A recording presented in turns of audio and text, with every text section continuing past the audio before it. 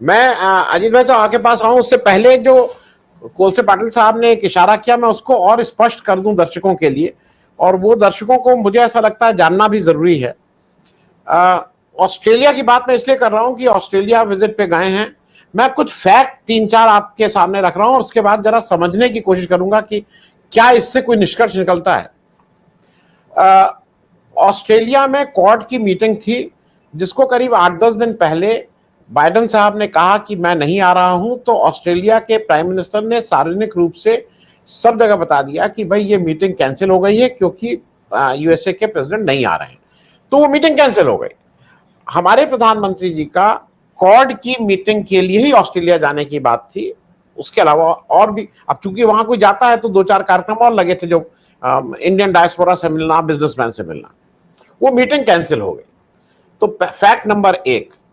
Fact number 2 कि ये मैंने इस पे कार्यक्रम भी किया है 2012 में या 13 में, नहीं 2012 में मोदी जी जब चीफ मिनिस्टर थे गुजरात के, तो मोदी जी चीन गए थे। ये उनके अपने फैक्ट हैं मेरे पास इसके, मतलब मैं इस पे कार्यक्रम कर चुका हूं बहुत डिटेल में। मोदी जी चीन गए थे और उन्होंने बताया था कि चीन में 22 लोग जो गिरफ्तार थे वो उनकी पैरवी में गए थे। अपने उसमें उन्होंने ये नहीं बोला कि मैं वो लोग किस जुर्म में गिरफ्तार थे। 22 गुजराती स्मगलर जो हांगकांग से चीन में डायमंड ले जाने की कोशिश कर रहे थे, वो पकड़े गए थे और उनकी पैरवी के लिए खुद गए थे। इनका खुद एडमिटेड है, इनके अपने उसमें है, जो ऐप है उसमें है। वहां पे इनका कहना यह है कि उनसे भारत के राजदूत भी नहीं मिल सकते थे। इन्होंने वहां चीनी अधिकारियों से बात की कि भाई इनका मुकदमा जल्दी कराइए, और अपने राजदूत का को एक्सेस दिया कि उनसे जाके मिल सके। राजदूत का नाम एस जयशंकर साहब था।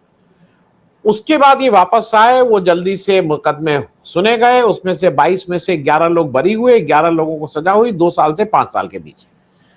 तो पूर्व में भी स्मगलर की पैरवी के लिए एज गुजरात चीफ मिनिस्टर हमारे मोदी जी जा चुके हैं। यहां पे मैं ये बात इसलिए बता रहा हूं कि ऑस्ट्रेलिया के प्राइम मिनिस्टर अभी 8 मार्च को 4 दिन की भारत यात्रा पे आए थे, और भारत यात्रा पे आके मुझे ऐसा लगता है 4 दिन की यात्रा पे उन्होंने जरूर सारे बातें की होंगी, बिजनेस की भी, और जो भी द्विपक्षीय वार्ता होती है, चाहे रक्षा से संबंधित हो, चाहे किसी भी ट्रेड से संबंधित हो, हेल्थ, एजुकेशन, जो भी। क्योंकि कोई ऐसा पीरियड नहीं था कि आपको तुरंत दौड़ के जाना है कि नहीं नहीं वो अगर नहीं भी आ रहे हैं तो मुझे मिलने जाना है। तो 8 मार्च को ये बात थी। 8 मार्च को 4 दिन के लिए आए थे। 17 मार्च को ऑस्ट्रेलिया के सिडनी शहर में, जहां पे कल ये हुआ है, वहां पे बालेश धनकर नाम के एक व्यक्ति को पुलिस पकड़ती है और उनके ऊपर चार्ज ये है कि वो रेप करते थे। 13 चार्जेस हैं। वो कोरिया और कहां कहां की महिलाओं को लाके रेप करते थे, उनके गंदे वीडियो बनाते थे और फिर उनसे इस तरह के उसमें पकड़े गए हैं। वो जो बालेश धनखड़ साहब हैं वो फाउंडर हैं ऑस्ट्रेलिया में of overseas friends of BJP. ये बीजेपी अपने हैंडल से मान रही है।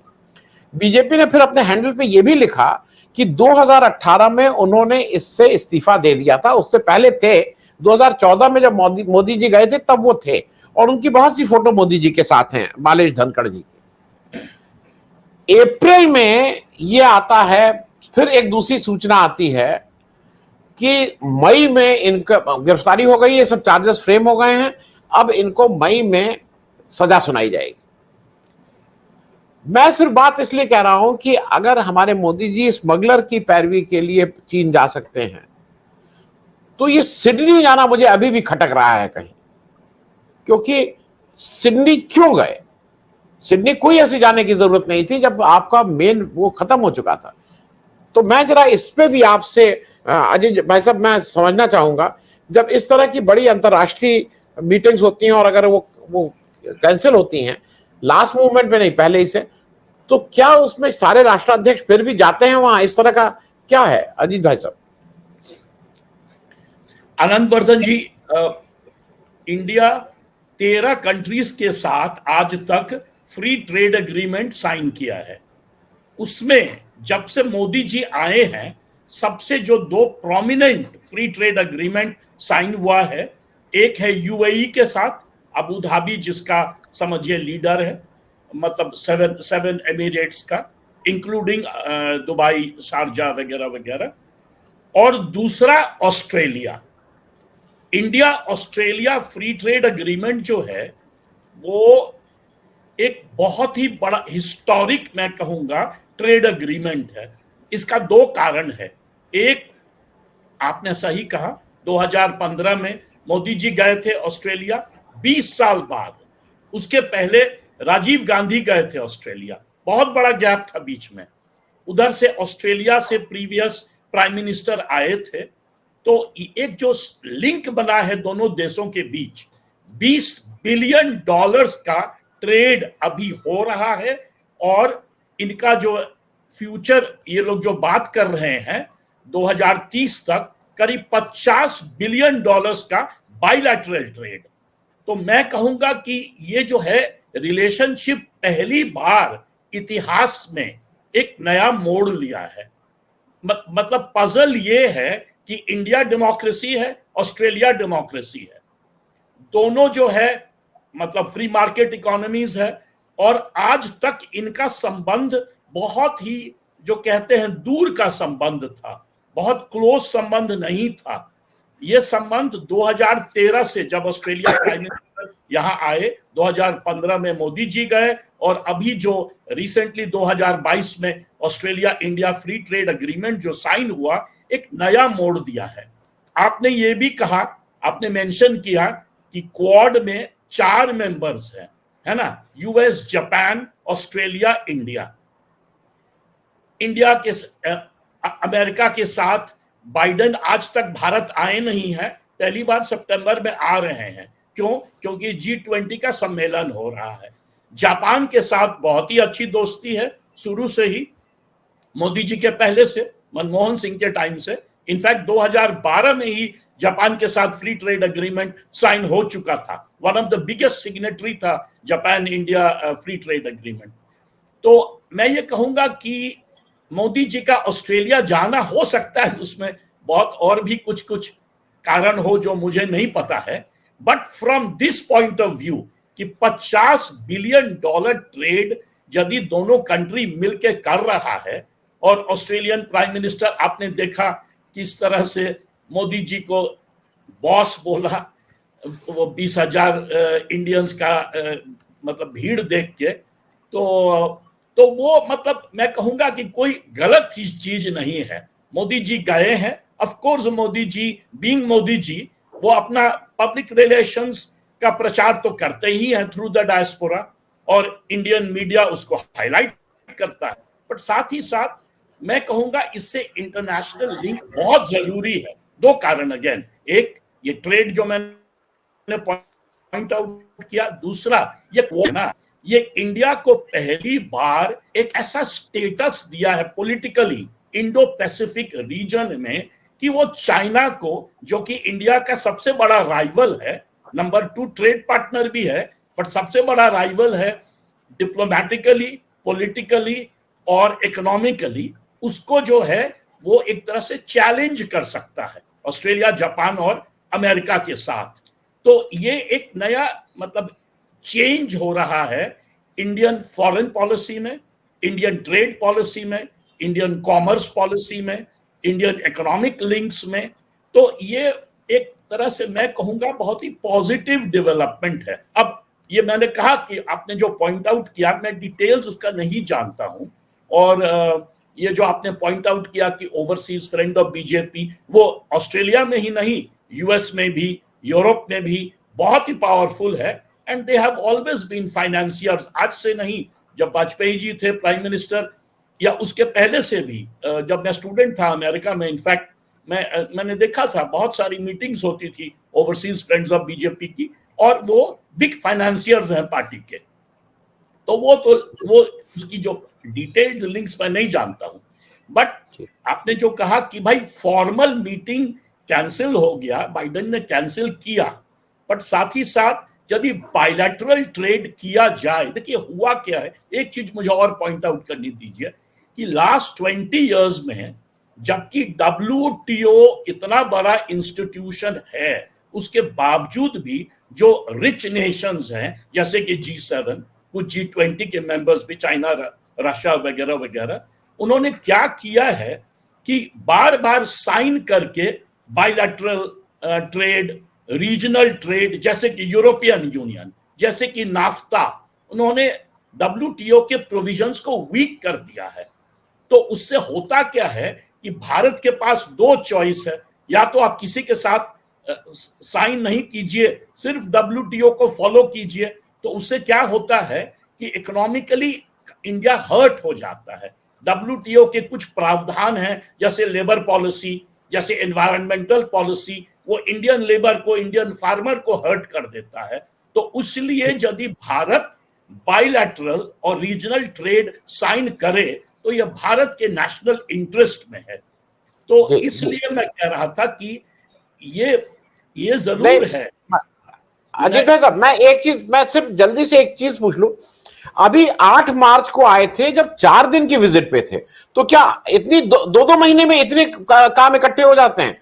एक तरफ 20 साल कोई नहीं जा रहा है और एक तरफ 2 महीने के अंदर इतने काम इकट्ठा हो गए कि फिर भाग के जाना और आपस में बातचीत करनी। मैं जरा ये समझना चाह रहा था। अभी तो आए थे उनके प्राइम मिनिस्टर साहब, 4 दिन रह के गए। बिल्कुल बिल्कुल आए तो थे और संबंध को आगे बढ़ा के गए हैं। और यही है कि मोदी जी का एक और कारण मोदी जी जा रहे हैं मेरे अनुसार। 2024 में चुनाव है। मोदी जी चाहते होंगे कि यह संबंध जो मोदी जी स्टार्ट किए वो अपने प्राइम मिनिस्टर रहते हुए ये नया मोड़ ले ले। 2024 के बाद क्या होगा ये तो एक ओपन क्वेश्चन है। मोदी जी को लगता भी हो कि मैं तीसरे बार प्रधानमंत्री बनूंगा, फिर भी एक ओपन क्वेश्चन है। तो वो यूएस भी जा रहे हैं, आपको पता है, समर में। उधर जापान भी गए थे और इधर ऑस्ट्रेलिया भी। तो तीनों क्वाड कंट्रीज में जाके, तीनों अमेरिका के साथ बायलैटरल्स बहुत, मतलब FTA नहीं है, पर जापान के साथ FTA है, ऑस्ट्रेलिया के साथ FTA है। वो चाहते हैं कि अपना प्राइम मिनिस्टरशिप अपने पीरियड के अंदर ही इसको एक फाउंडेशन बना के चले जाएं, या तो फ्यूचर के लिए जब वो फिर प्रधानमंत्री बन के आएंगे, और नहीं अन्यथा कोई और प्रधानमंत्री बन के आए तो ये जो है बड़ा हिस्टोरिक लिंक लगे। तो ये भी एक कारण हो सकता है। ठीक है। ये हम सब लोगों का गेसवर्क है। और मैं एक और इंफॉर्मेशन दर्शकों को दे दूं और बाकी फिर ऑस्ट्रेलिया और इंडिया का जो 2021 की फिगर मेरे पास है, जो ट्रेड बैलेंस है, इंडिया ने उनको एक्सपोर्ट किया है 6.9 बिलियन और इंपोर्ट किया है 15.1 बिलियन। ये मैं फिगर इसलिए दे रहा हूं कि ट्रेड बैलेंस हरदम हमारे अगेंस्ट है। हम ऑस्ट्रेलिया से इंपोर्ट ज्यादा करते हैं, एक्सपोर्ट कम करते हैं। एक बात ये कह दूं। दूसरा, इंडिया ऑस्ट्रेलिया का जो 9th लार्जेस्ट ट्रेडिंग पार्टनर है ऑस्ट्रेलिया के पॉइंट ऑफ व्यू से। ऑस्ट्रेलिया जितने लोगों को एक्सपोर्ट करता है उसमें हम 9वें नंबर पे हैं। हमारे लिए ऑस्ट्रेलिया 17th लार्जेस्ट है। तो हमारे में उसका, हम सिर्फ ये अपने दर्शकों को ये नॉलेज के बताने के लिए कर रहे हैं। और ऑस्ट्रेलिया से जो सबसे ज्यादा चीज हम मंगाते हैं वो है कोयला। और कोयला का मतलब हिंदुस्तान में अडानी जी, जैसे पोर्ट का मतलब एयरपोर्ट। जी अजीत भाई साहब, एक चीज छोटा सा बताता हूं। पास्ट में जब ट्रेड होता था कोई धनिक कंट्री और कोई गरीब कंट्री के बीच, तो धनिक कंट्री हमेशा मैन्युफैक्चर्ड गुड्स भेजता था और गरीब कंट्री से रॉ मटेरियल लेता था। ऑस्ट्रेलिया के केस में बिल्कुल विपरीत है। हम वहां से रॉ मटेरियल मंगाते हैं और हम ऑस्ट्रेलिया को मैन्युफैक्चर्ड गुड्स देते हैं। तो ये रिलेशनशिप यदि आगे बढ़े, ये चीज और देशों के साथ बाय द वे नहीं है। अमेरिका के साथ ये चीज नहीं है, यूरोप के साथ ये नहीं है, बट ऑस्ट्रेलिया के साथ है। क्योंकि ऑस्ट्रेलिया बहुत बड़ा देश है ज्योग्राफिकली, वहां पॉपुलेशन बहुत कम है। तो वहां एग्रीकल्चरल गुड्स फॉर एग्जांपल बहुत बड़ा है। वहां से leather goods for example leather आता है और यहाँ पर फिर फिनिश प्रोडक्ट बन के एक्सपोर्ट होता है। इस तरह से बहुत सारे अदर आइटम्स हैं। तो खाली मैं ये कहना चाह रहा था कि यदि ये लिंक बनेगा फ्यूचर में, जो एम है $50 बिलियन का, तो आइडिया ये है कि इंडियन मैन्युफैक्चरिंग को और इंडिया के सर्विसेज को बहुत बड़ा बूस्ट मिलेगा। ठीक है। अजीत जहां भाई साहब आपके पास आ जा रहा हूं। उस कविता का अर्थ है, किसी ने अच्छा बताया है, in our culture flowers and sandals are cut for consumption but a rock is worship. इसका ये तात्पर्य है उस पोएम का किसी ने उसका अंग्रेजी तर्जुमा करके दे दिया। मैं एक क्योंकि अब खत्म हो गया है समय, मैं क्लोजिंग स्टेटमेंट ले लूं। मैं एक चीज और अजीत भाई साहब समझना चाह रहा हूं, बहुत ही संक्षेप में आपसे और माथुर साहब से और ब्रजेश जी से। ये लार्जर बहस जो अब देश में चल रही है, वो मुझे लगता है उस स्पष्ट रूप से मोदी जी को लगता है कि प्रेसिडेंशियल फॉर्म ऑफ डेमोक्रेसी शायद देश को ज्यादा तेजी से तरक्की पे ले जाए, और जबकि हमारा कॉन्स्टिट्यूशन, हमारा संविधान हमें पार्लियामेंट्री डेमोक्रेसी की बात करता है। ये भी क्या एक कहीं ना कहीं अंतर्विरोध चल रहा है, एक अंडरकरंट है? देखिए, कॉन्स्टिट्यूशनली तो हम पार्लियामेंट्री फॉर्म ऑफ गवर्नमेंट है, बट ये जो कैंपेन का स्ट्रक्चर है, जो पिछले 20 साल से मैं कहूंगा, पर ज्यादातर 2014 से कैंपेन का जो स्टाइल हो गया है भारत में, उसका दो कारण है। ये जो so called dominant party emerge किया है बीजेपी 2014 से, नंबर 1, और दूसरा ये इलेक्ट्रॉनिक मीडिया, सोशल मीडिया, वो क्या करता है कि पर्सनालिटी पर जोर देता है, पार्टी पर नहीं। तो ये जो है उसको एक तरह से कह सकते हैं कि प्रेसिडेंशियल फॉर्म ऑफ इलेक्शन बना दिया है 2014, 2019, और हम तो कहते हैं कि स्टेट असेंबली चुनाव भी, कर्नाटक का जो कैंपेन हुआ उसमें कर्नाटक के मुख्यमंत्री के बारे में कुछ नहीं, सारा मोदी जी के बारे में। तो ये जो कैंपेन का जो स्टाइल है ना, ये हो गया है प्रेसिडेंशियल फॉर्म ऑफ इलेक्शन, जो अमेरिका में होता है बेसिकली, और उसको टेलीविजन, उसको सोशल मीडिया, प्रिंट कम, पर ये दोनों जो है उसको आगे बढ़ाते हैं। उससे एडवर्टाइजिंग आता है, उससे जो है पूरा एक नया माहौल बन गया है।